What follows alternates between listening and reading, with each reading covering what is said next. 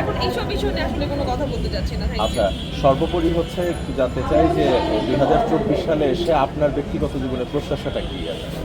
2025 সালে এসেছি তো আমার আসলে কি আমি সব ছোটবেলা থেকে অনেক কিছু শখ ছিল বা আমি আল্লাহর কাছে যা যা চেয়েছিলাম আল্লাহ দেখা যায় হয়তো আমার শখ বা আমার যেটা আকাঙ্ক্ষা সব কিছুই পূরণ করেছেন। তো আমি আশা নিয়ে আছি যে এই বছরও সব কিছু সুন্দরভাবেই কেটে যাবে।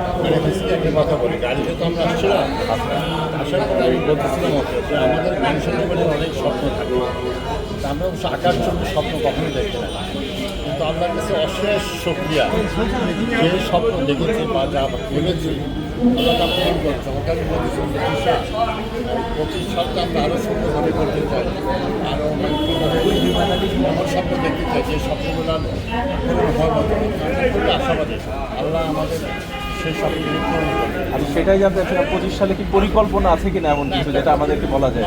পরিকল্পনা আছে যে 25 সালটা কিছু স্বপ্ন রয়েছে, তো পরে একসাথে মানে আশাবাদী ইনশাল্লাহ 25 সাল আমাদের ভালো যাবে। সংসারী পেশা হিসেবে আসলে আপনি তাকে রেটিং কত দিবেন?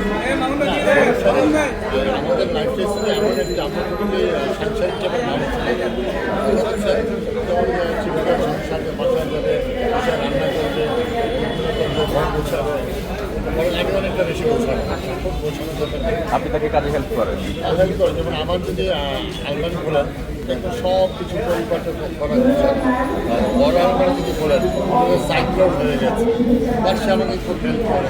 ধরেন বাসায় যেমন বাবুর্চি আছে, কখন সে না আসে হিসাব করে সব কিছু করতে চায়, আমি চাই না সে আমরা খুবই হেল্প করি, এগুলো কোনো ঝামেলা হচ্ছে না। আচ্ছা, নতুন বছরে তাকে আসলে কি দিয়ে সারপ্রাইজ দিলেন? সবই সারপ্রাইজ, আমি যাই আমি একটা ছোটো চাপের কিন্তু এটা অন্য সারপ্রাইজ। ঠিক আছে, অসংখ্য ধন্যবাদ সময় দেওয়ার জন্য।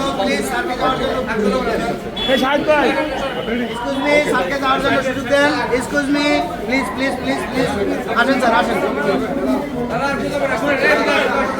আসেন স্যার, আসেন আসেন আসেন।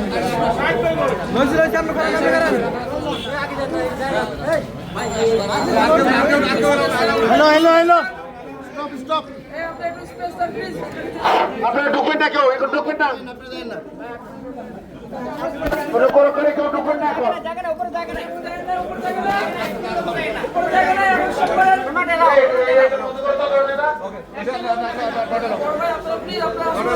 কারণ